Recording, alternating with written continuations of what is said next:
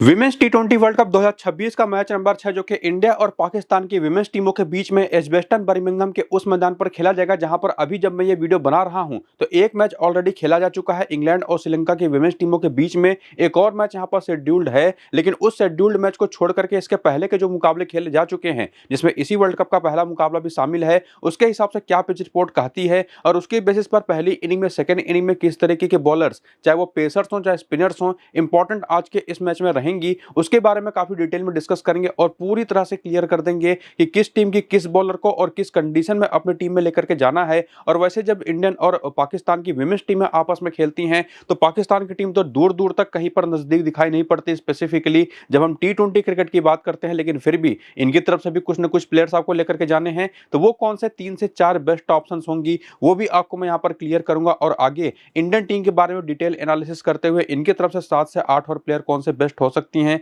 कौन से डिफरेंशियल हो सकती हैं प्लेयर्स, सब कुछ यहां पर इस वीडियो के अंदर समझेंगे। लेकिन जैसा मैंने आपको बताया कि एजबेस्टन बर्मिंघम के मैदान पर यह मैच खेला जाएगा 14 जून को शाम को 7 बजे से भारत के समय के हिसाब से, लेकिन वहां की लोकल टाइम के हिसाब से अगर आप देखें तो दोपहर को 2:30 बजे से एक दिन वाले टी20 मैच के तौर पर यह मुकाबला खेला जाएगा। और उस टाइम पर पूरे दिन में ही अगर हम बेसिकली बात करें तो जो यहां पर वेदर फोरकास्ट है वो बताता है कि यहां पर आसमान पर काले घने बादल बने रहेंगे। हालांकि एजबेस्टन पर जैसी पिचेस मिलती हैं और जो यहां पर आसमान पर काले घने बादल होते हैं उनका दूर दूर तक कोई लेना देना होता नहीं, चूंकि एक अच्छी फ्लैट बैटिंग सरफेस होती है और उस पर ब्राउन कलर की ग्रास की लेयरिंग होती है जो कि ज्यादा असर पड़ने देती नहीं पिच के ऊपर क्लाउडी कंडीशंस का। और इसी वजह से एजबेस्टन के इस मैदान पर जनरली कैसा भी वेदर हो, बहुत ज्यादा बारिश होने वाली होगी तो ही कोई टीम यहां पर पहले फील्डिंग करने की यहां पर कोशिश करती है, वरना अगर कोई सामने की टीम बहुत ही कमजोर हो बैटिंग में तब वहां पर उसको पहले बैटिंग करा देती हैं, वरना ज्यादातर टीमें खुद बैटिंग करना यहां पर पसंद करती हैं। और इवन जैसा मैंने आपको इस पहले मैच के बारे में बताया जो इस मैदान पर खेला गया था, जिसका स्कोर कार्ड अब आपके सामने है, पूरा मैच समरी, जहां पर इंग्लैंड की टीम ने पहले बैटिंग करते हुए 219 रन बनाए 1 विकेट के नुकसान पर और उसके जवाब में श्रीलंकन टीम 132 के स्कोर पर ऑल आउट हो गई। पहली इनिंग में तो 1 विकेट जो गिरा केवल वो भी तेज गेंदबाज लेकर के गई। सेकंड इनिंग में 5-5 विकेट स्पिन और तेज गेंदबाज दोनों को बराबर बराबर विकेटें मिली। वैसे भी श्रीलंका की बैटिंग इतनी कैपेबल थी नहीं जो कि इंग्लैंड की शानदार बॉलिंग को झेल पाती और उसके नतीजे में श्रीलंकन टीम यहां पर इंग्लैंड के खिलाफ 87 रन से उस मैच में हार गई। और ना सिर्फ उस पहले मैच के अंदर, इवन इसके पहले भी यहां पर जो और 6 मैचेस टी20 फॉर्मेट के खेले जा चुके हैं उसका भी स्कोर कार्ड आपके सामने है, जिसमें रिजल्ट कुछ इस तरीके से निकला है कि 4 बार बैटिंग पहले करने वाली टीमें जीती हैं। और ये जो पहला मैच हुआ उसको भी इंक्लूड कर दें तो पिछले 7 में से 5 बार बैटिंग पहले करने वाली टीमें जीती हैं, जहां पर स्पिन को 32 और पेस को जो 38 विकेटें मिली हैं। इसमें पेसर्स तो दोनों इनिंग में लगभग लगभग बराबर मात्रा में कंट्रीब्यूट करती हैं, लेकिन यहां पर स्पिनर्स की बात करें तो वो सेकंड इनिंग में डोमिनेट करती हैं, जो कि हमने पहले वाले टी20 मैच में भी देखा। तो ओवरऑल कंक्लूजन यही निकलता है कि यहाँ की जो पिचेस होती हैं वो जनरली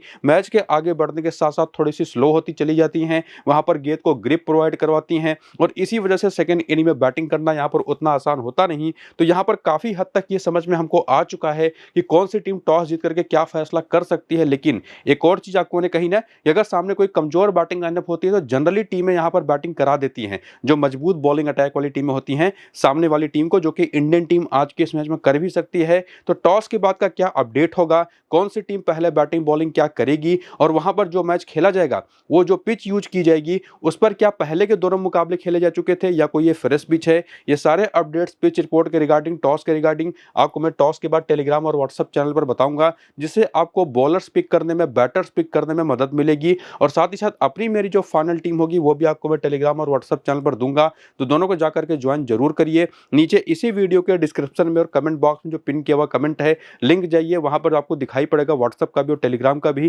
क्लिक करके दोनों को ज्वाइन जरूर कर लीजिए फाइनल अपडेट्स के लिए। फिलहाल अगर हम आगे बढ़े और बात करें सबसे पहले इंडियन टीम की, जिनका प्लेइंग 11 और बैटिंग ऑर्डर आपके सामने है, और जहां तक मैं फॉर श्योर हूं कि बैटिंग लाइनअप तो आपको लगभग लगभग यही दिखाई पड़ेगी, बॉलिंग में हो सकता है थोड़े बहुत चेंजेस हों। फिलहाल मुझे लगता है कि दीप्ति शर्मा, अरुंधति रेड्डी, क्रांति गौड़, नंदिनी शर्मा और श्री चरनी ही खेलेंगी। और जनरली इंडियन टीमें रिसेंट टाइम में देखने को मिला है, विमेंस टीम की मैं बात कर रहा हूं खास करके, कि 5 ही बॉलर खिलाती है और ये कॉम्बिनेशन मुझे खेलती हुई फिलहाल दिखाई पड़ रही है, जिसमें एक ऑफ स्पिनर है, एक लेफ्ट आर्म ऑर्थोडॉक्स बॉलर है, 3 दाहिने हाथ की तेज गेंदबाज है। लेकिन और भी जो ऑप्शन इंडियन टीम के पास है उसको भी अगर थोड़ा सा एक्सप्लोर कर लें तो रेणुका सिंह भी है, जिनके चांसेस काफी अच्छे हैं आज के इस मैच में खेलने के। Right arm medium fast bowler ये भी हैं, स्विंग बॉलिंग कराती हैं और जैसे यहाँ पर कंडीशंस है वो इनके लिए परफेक्ट होगी। और बाकी श्रेयंका पाटिल भी है एक ऑफ स्पिन बॉलर के तौर पर, भारतीय फुल शर्मली हैं जो कि बैटिंग ही जनरली करती है, बॉलिंग कभी कभार ही करती हैं, और राधा यादव भी एक लेफ्ट आर्म ऑर्थोडॉक्स बॉलर के तौर पर हैं। और बाकी जो इंडियन टीम का ओवरऑल स्क्वाड अभी आपने देखा प्लेइंग 11 और बेंच पर, उन सभी का करियर भी टी20 का देखना चाहें तो वो आप यहां पर देख सकते हैं, जिससे आपको एक अंदाजा लगेगा कि क्या एक्सपीरियंस लेकर के ये पूरी की पूरी इंडियन यूनिट आती है आज के इस मैच में, जिससे ना सिर्फ जैसे मैंने आपको बताया कि एक तो एक्सपीरियंस का पता चलेगा, बल्कि ये भी पता चलेगा कि उसके ऊपर आप कितना भरोसा कर सकते हैं। क्योंकि जैसे हो गया, अगर मैं बात कर लूं सबसे पहले यहाँ पर नंदिनी शर्मा की ही, तो बहुत अच्छी टी20 की बॉलर हैं। अभी इसके पहले इंग्लैंड के दौरे पर ये खेलना शुरू करी हैं, 4 टी20 मैच में 4 विकेट ले चुकी हैं, तो इनका अनुभव थोड़ा सा कम है। और इवन क्रांति गौड़ के भी 11 मैच में 8 ही विकेट है, लेकिन जैसा एक्सपेक्टेशंस हैं कि हो सकता है कि इन दोनों में से किसी एक की जगह पर प्लेइंग 11 में रेणुका सिंह भी खेल सकती हैं, तो उससे आपको ये कम से कम पता चलेगा कि इन दोनों से ज़्यादा बेहतर एक्सपीरियंस रेणुका सिंह का ही टी20 फॉर्मेट में है, जिन्होंने 62 मैच में 68 विकेटें ली हैं। तो बिल्कुल आप रेणुका सिंह पर उस कंडीशन में भरोसा कर सकते हैं। ये अंदाजा लगाने में आपको काफ़ी हेल्प मिलती है। और उसी तरह से बैटर्स का भी पूरा करियर देख लीजिए, बैटिंग एवरेज या बॉलिंग का स्ट्राइक रेट इनिंग के हिसाब से जो होता है वो भी आपके सामने है। इसको आप वीडियो को रुक करके देख लीजिएगा। फिलहाल मैं आगे बढ़ूंगा और बात करूंगा यहाँ पर इस इंडियन टीम के प्लेयर्स का रीसेंट फॉर्म कैसा रहा है अभी करंटली, और वो आपके सामने है, जिसमें आपके सामने क्लियर दिखाई पड़ेगा कि स्मृति मंधाना रिसेंट टाइम में रन्स तो इनसे बनते रहे हैं, लेकिन कंसिस्टेंटली बड़ा स्कोर अगर आप देखें तो बहुत लंबे समय से आया नहीं है। ये यहाँ पर 58 और 82 का स्कोर है, और उसके बाद के करीब 9 मुकाबले देख लेंगे तो एक भी हाफ सेंचुरी है नहीं। और उसके बाद आती है सफाली वर्मा, जो कि एक बेसिकली स्ट्रोक प्लेयर है, और कंसिस्टेंसी इनसे भी आपको बिल्कुल भी देखने को मिलेगी नहीं। और वहीं पर यास्तिका भाटिया, ये मोर कंसिस्टेंट आपको दिखाई पड़ेंगे। हालांकि बड़े स्कोर तो बहुत बड़े बड़े नहीं है, लेकिन फिर भी जो रन्स इन्होंने रिसेंटली काफी हद तक हर मैच में बनाए हैं वो दिखाता है कि इस टॉप ऑर्डर में पूरी जब से सबसे बेहतर फॉर्म में कोई प्लेयर है तो वह यास्तिका भाटिया ही हैं। और उसके बाद आती है जेमाइमा रोड्रिगेज, और इनके साथ भी अगर हम बात करें तो वही कंसिस्टेंसी का ही इश्यू होता है। और उसमें सबसे बड़ा रीजन ये भी होता है कि कभी कभी ये नंबर 3 पर भी आ जाती हैं, कभी कभी नंबर 4 पर भी आती हैं, तो कभी कभी इनको नंबर 5 या 6 पर भी बैटिंग कराया जाता है। लेकिन अगर फॉर्म की बात करूं मैं तो निश्चित तौर पर आप इनके ऊपर पूरा भरोसा कर सकते हैं। और उसके बाद आती है हरमनप्रीत कौर, इनका फॉर्म काफी बेहतर चल रहा है, लेकिन इनके साथ भी वही दिक्कत है कि अगर जेमाइमा रोड्रिगेज ऊपर आएंगी बैटिंग करने तो ये नीचे आ जाएंगी, और ये ऊपर जाएंगी तो जेमी नीचे आ जाएंगे। तो जो भी जितने ऊपर बैटिंग करेगा वो उतना इंपॉर्टेंट होगा। लेकिन फिलहाल तो यहाँ पर हम फॉर्म की बात कर रहे थे, तो वो दोनों का बेहतर है। और उसके बाद आती है wicket keeper batter Richa Ghosh, Yastika Bhatia के प्लेइंग जोन में खेलने की वजह से इनका बैटिंग ऑर्डर काफी नीचे हो जाता है। और टी20 फॉर्मेट में सामने अगर पाकिस्तान की विमेंस टीम की बॉलिंग अटैक हो तो ये कितने भी बेहतर फॉर्म में हो, मेरे हिसाब से उतना यूज इनका आप कर नहीं पाएंगे। लेकिन विकेट कीपिंग सेक्शन में चूंकि आपके पास ऑलरेडी यास्तिका भाटिया का एक अच्छा ऑप्शन है, तो उन्हीं को मैं सजेस्ट करूंगा कि आप पिक करिए। और उसके बाद दीप्ति शर्मा उदय ऑलराउंडर ही हैं, इनको मैं बिल्कुल नहीं कहूंगा कि अपने टीम से आप ड्रॉप करिए, चूंकि पूरे 4 ओवर करेंगे। और इवन यहां पर जो पूरी की पूरी बॉलिंग यूनिट आज के इस मैच में खेलती दिखाई पड़ रही है, 5 बॉलर जो खेलेंगी वो आपको पूरे 4-4 ओवर करके देंगी। और अगर खास करके पहली इनिंग की बॉलिंग है तब तो मैं 5 बॉलर के साथ जाऊंगा, लेकिन उसमें देखना पड़ेगा कि एक्चुअल में कौन खेलेगा, क्योंकि ये क्रांति गौड़, नंदिनी शर्मा और अरुंधति रेड्डी जैसी 3 जो बॉलर हैं, इन तीनों में से किसी एक की जगह पर आपको रेणुका सिंह भी खेलती हुई दिखाई पड़ सकती है। तो निश्चित तौर पर उसमें तो कोई डाउट वैसे भी नहीं बनेगा। जो भी 5 बॉलर खेलती हैं आप उनको 100% अपनी टीम में लेके जा सकते हैं, चाहे वो पहली इनिंग की बॉलिंग हो और चाहे सेकंड इनिंग की बॉलिंग हो। और इन 5 बॉलरों के अलावा अगर आप इंडियन टीम की सेकंड बैटिंग देखते हैं तब तो आपके पास टॉप ऑर्डर के 3 बैटर्स मोर देन इनफ हैं। पहली इनिंग की बैटिंग देखते हैं तब आप जाकर के इन तीनों बैटर्स के अलावा जेमी और हरमन में से किसी भी एक प्लेयर को लेकर जा सकते हैं। तो यहां से कंक्लूजन एक तरह से ये निकल करके आ रहा है कि इंडियन टीम की तरफ से आपको कम से कम 8 प्लेयर तो अपनी टीम में रखने ही हैं, और इवन 9 भी आप रख सकते हैं, प्रोवाइडेड की कैसी कंडीशन होगी बैटिंग पहले या सेकंड, जो आपको यहां पर मैं काफी हद तक क्लियर कर भी चुका हूं। और उसके बाद आगे आकर के हालांकि अगर आप हेड टू हेड के स्टैट्स भी देखना चाहें तो वो भी देख सकते हैं, जिसका मैं बहुत बड़ा इंपॉर्टेंस तो यहां पर दूंगा नहीं, लेकिन फिर भी नंबर्स आपके सामने हैं। यास्तिका भाटिया के पाकिस्तान के खिलाफ आंकड़े उतने बेहतर हैं नहीं, इवन ऋचा घोष के भी, लेकिन बाकी लोगों के काफी अच्छे हैं। दीप्ति शर्मा के भी 4 मैच में केवल 2 विकेट है, लेकिन 61 रन भी हैं, लेकिन यहां पर मुझे इनकी बैटिंग की वो यूजेबिलिटी दिखाई पड़ नहीं रही। तो ये भी एक ऐसी ऑप्शन है जिनके साथ आप एक्सपीरियंस करके, या जैसे आप कहते हैं ना कि कोई एक ऐसा बड़ा प्लेयर जिसको ड्रॉप करके वो रिस्क आप लें, जिसकी जगह पर आप कोई दूसरा प्लेयर पिक कर ले डिफरेंशियल, तो वो ऑप्शन यहाँ पर दीप्ति शर्मा ही हो सकती हैं। स्पेसिफिकली अगर इंडियन टीम की पहले बॉलिंग है तो वहां पर इनको ड्रॉप करके कोई एक्स्ट्रा बैटर ऐड कर सकते हैं, या कोई बॉलर तो आपको बाकी सारे लेने ही हैं, तो उसमें तो कोई डाउट है नहीं। बाकी अरुंधति रेड्डी के भी 2 मैच में 4 विकेटें हैं। बाकी बॉलर्स ने या प्लेयर्स ने जो भी खेली है पाकिस्तान के खिलाफ बेहतर परफॉर्म ही किया है। बाकी इस मैदान पर भी खेलने का एक्सपीरियंस की बात कर लें तो यहाँ पर भी रेड्डी के 1 मैच में 2 विकेट है, लेकिन यहीं पर क्रांति गौड़ के 1 मैच में कोई विकेट नहीं है, श्री चरनी के भी 1 मैच में कोई विकेट नहीं है, रेणुका सिंह के यहाँ पर 5 मैच पे 11 विकेट हैं। स्पेसिफिकली सेकंड इनिंग की बॉलिंग तो कमाल ही इन्होंने यहाँ पर किया है। तो इनकी इंपॉर्टेंस आपको मैं ऑलरेडी क्लियर कर चुका हूँ कि अगर खेलेंगी तो। और बाकी एक और कमाल की बात है ना कि यास्तिका भाटिया इस मैदान पर भी नहीं चली हैं, तो ये एक दूसरी ऑप्शन इस टीम बन जाती है इंडियन टीम में, खास करके जिनको दीप्ति शर्मा की ही तरह आप रोटेट कर सकते हैं। तो दो ऐसी बड़ी नाम हैं जो कि लगभग सभी के टीमों में होंगी।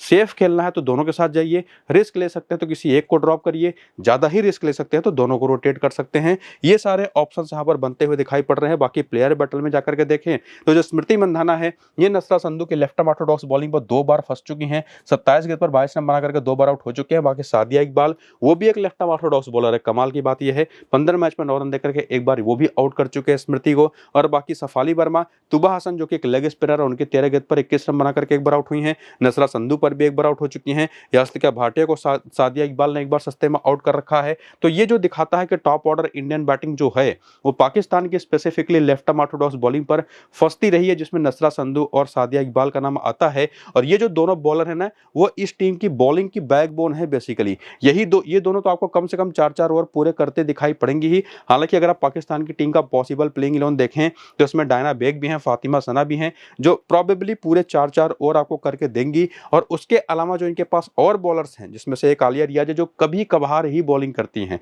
बिल्कुल लगभग तय होता है कि बॉलिंग नहीं करेंगी, लेकिन कभी कभार जरूरत पड़ने पर कर देती है। लेकिन ये 4 इनकी पक्की बॉलर्स हैं, जिसमें रमीन समीन का भी एक नाम आ जाता है। और ये इस वजह से भी इंपॉर्टेंट हो जाती हैं क्योंकि एक तो ये ऑफ स्पिनर हैं। इंडियन टीम के टॉप ऑर्डर पर आपने देखा कि टॉप 3 में ही 2 लेफ्ट हैंडर्स हैं, नीचे दीप्ति शर्मा भी आ जाती है, तो इनके भी अच्छे चांसेस बन जाते हैं विकेट निकालने के। और खास करके जब बैटिंग भी कर लेती हैं तो इनकी इंपॉर्टेंस थोड़ी सी और बढ़ जाती है। तो सादिया इकबाल, नसरा संधू के साथ साथ रमीन समीम मेरे हिसाब से बहुत अच्छी इंटरेस्टिंग ऑप्शन होगी। बाकी बैटिंग में नाम तो आपके सामने है, लेकिन ऐसा कोई प्लेयर आपको दिखाई नहीं पड़ेगा स्पेसिफिकली पाकिस्तान की टीम की तरफ से, चाहे बेंच को ही आप क्या क्यों ना देख लें, जिसको आप फॉर श्योर ले जाने की कोशिश करें। तो जो आपको मैं इंडियन टीम के टाइम पर कह रहा था कि 8 से 9 प्लेयर तो लेने ही हैं, जैसा मैंने आपको कहा था कि गिवन द कंडीशन, कौन सी कंडीशन होगी उसके हिसाब से तो आप बिल्कुल कर सकते हैं। तो बाकी जो 2 या 3 प्लेयर बन पा रही हैं पाकिस्तान की तरफ से, वो कौन हो सकती हैं वो भी आप चेक कर पा रहे होंगे। करियर के आंकड़े भी आप यहाँ पर देख सकते हैं, रिसेंट फॉर्म के आंकड़े भी यहाँ पर आप देख सकते हैं। और रिसेंट फॉर्म के हिसाब से हालांकि अगर हम बात कर लें तो मुनीबा अली ठीक ठाक फॉर्म में है। बाकी उसमें गुल फिरोजा भी एक नाम आती है, और गुल फिरोजा एक रिसेंट टैलेंट रही हैं जो कि अच्छे खासे शॉट्स खेल सकती हैं। हालांकि इंडियन बॉलिंग के आगे क्या कर पाएंगे वो देखने वाली बात होगी, लेकिन कैपेबिलिटी इनके पास पूरी है। उसके बाद सायरा जेपिन को रिसेंट टाइम में इन लोगों ने एक तरह से पिंच हिटर का रोल दे रखा है। ये आती है नंबर 3 पर या नंबर 4 पर शॉट्स खेलने की कोशिश करती हैं, कभी कभार right hand medium pace bowling कर देती हैं। वही काम आयशा जफर का है, जो कि निश्चित तौर पर थोड़ी टेक्निकली रुक करके बैटिंग करने के लिए जानी जाती हैं। रमीन समीम की इंपॉर्टेंस आपको मैं बता चुका हूं कि बॉलिंग हर मैच में लगभग आपको करते दिखाई पड़ेंगी। विकेटें भी इनके पास हैं, हालांकि लास्ट के 3 मैच में एक भी विकेट नहीं है। बल्लेबाजी भी जहां पर आप देख ही पा रहे हैं कि नंबर 5 पर तो कम से कम आ ही रही हैं, तो इस वजह से इनकी इंपॉर्टेंस बढ़ जाती है। तो मैं आपको जो बता रहा था ना कि यहाँ पर रमीन समीन, साथ ही साथ यहाँ पर नसरा संधू और सादिया इकबाल, ये 3 मोस्ट इंपॉर्टेंट ऑप्शंस हैं जो कि फॉर्म में भी हैं, ठीक ठाक से फॉर्म में है, बहुत बेहतर फॉर्म में है नहीं, लेकिन यूटिलिटी वाइज काफी अच्छी ऑप्शन हो सकती है। और उसी में एक नाम और आता है फातिमा सना का, जो जनरली जब इंडिया के खिलाफ खेलते हैं तो बेटर करती हैं। एक तो ये आपको बॉलिंग तो करके देंगी ही देंगी, और विकेट कितना लिया इन्होंने रिसेंट टाइम में वो मैटर नहीं करता, लेकिन अगर आप देखें तो बल्ले से रन भी बना करके देती हैं और कई बार खुद को प्रमोट भी कर लेती है बैटिंग ऑर्डर में। तो ये चौथी बेस्ट ऑप्शन तो इनको मैं नहीं कहूंगा, बल्कि इनको मैं थर्ड बेस्ट ऑप्शन कहूंगा। फोर्थ बेस्ट ऑप्शन रमीन समीन ही है, जिनको अपनी टीम में आप ट्राई कर सकते हैं। बाकी हेड टू हेड के भी आंकड़े देखें तो नसरा संधू के 5 मैच में 7 विकेटें हैं, सादिया इकबाल के 4 मैच में 4 विकेटें हैं, और किसी के भी नंबर्स आपको उस लेवल के दिखाई पड़ेंगे नहीं इंडिया के खिलाफ कि उसके दम पर आप किसी को अपनी टीम में लेके जा पाएं। और इवन वेन्यू पर भी देखें तो इस मैदान पर भी सादिया इकबाल के 2 मैच पर 3 विकेट है, नसरा संधू यहाँ पर खेली नहीं है। यहाँ पर फातिमा सना का थोड़ा सा इंपैक्ट दिखाई पड़ता है। तो मेरे हिसाब से रमीन समीन तो एक अच्छी ऑप्शन जरूर है, इनको आप बिल्कुल ट्राई कर सकते हैं, लेकिन उसी में नसरा संधू, सादिया इकबाल भी हैं और फातिमा सना भी है। तो यही 4 बेस्ट ऑप्शंस हैं जिनको साथ आप जा सकते हैं, लेकिन इसमें से भी मैं 3 ही सजेस्ट करूंगा। और उसमें एक बात जो ध्यान देने वाली है कि पहले बॉलिंग होती है तो मैं फातिमा सना के साथ जाऊंगा, सेकंड बॉलिंग होती है तो मैं रमीन समीम के साथ जाऊंगा। तो 3 जो हमारे ऑप्शंस पक्के तौर पर बन पा रही हैं वो आपको मैं समझा चुका हूं, लेकिन उसमें भी एक बात है कि कि अगर इंडियन टीम के 9 प्लेयर्स को आपको लेकर के जाना है और तो उसमें से एक और प्लेयर आपको यहाँ पर ड्रॉप ही करना पड़ेगा, और वो जो ड्रॉप कर सकने वाली प्लेयर हैं वो निश्चित तौर पर आप सादिया इकबाल के साथ वो ऑप्शन आप ट्राई कर सकते हैं, लेकिन अगर पाकिस्तान के पहले बॉलिंग हो तो ये चीज़ आपको ध्यान में रखनी है कि किसको कब ड्रॉप करना है। बाकी प्लेयर बैटल के आंकड़े आपके सामने हैं और मुझे लगता है कि जो भी बॉलर आएगी सामने बॉलिंग करने वो आउट करने की पूरी क्षमता रखती हैं। हालांकि फिर भी अगर आप देखें तो नंबर्स और नाम आपके सामने राधा यादव, दीप्ति शर्मा, मुनीबा अली को सस्ते में निपटा चुके हैं। बाकी गुल फिरोजा, रेणुका सिंह पर दूसरी गेंद पर आउट हो चुकी है। आयशा जफर, अरुंधति रेड्डी की पहली ही गेंद पर बिना कोई रन बना आउट हो चुके हैं। वही सेम चीज यहाँ पर इरम जावेद के साथ दिखाई पड़ता है रेणुका सिंह के खिलाफ। तो ये बात तो काफी हद तक क्लियर है कि डोमिनेटिंग जो फिगर है अगर एज ए टीम देखें तो वो इंडियन टीम ही है, लेकिन उसमें 8 प्लेयर या 9 प्लेयर लेकर के जाने हैं वो काफी हद तक हमारा टॉस की बात तय हो पाएगा। लगभग चीजें क्लियर हैं, लेकिन टॉस के बाद जो माइनर चीजें हैं कि पिच रिपोर्ट क्या है, कौन सी टीम पहले बैटिंग बॉलिंग कर रही है, इंडियन टीम के हम 8 प्लेयर लेकर के जाएं या 9 प्लेयर लेकर के जाएं, वो सारी बातें टॉस के बाद ही क्लियर होगी। और सब कुछ आपको मैं टेलीग्राम और व्हाट्सएप पर क्लियर कर दूंगा, तो दोनों को जाकर के ज्वाइन करिए। नीचे डिस्क्रिप्शन और पिन कमेंट में लिंक है और वीडियो शुरू से अंत तक पूरा देख लीजिए, यहीं से 100% क्लैरिटी आपको लगभग मिलने वाली है। ये वीडियो फिलहाल यहीं पर करते खत्म, चलते हैं, नमस्कार।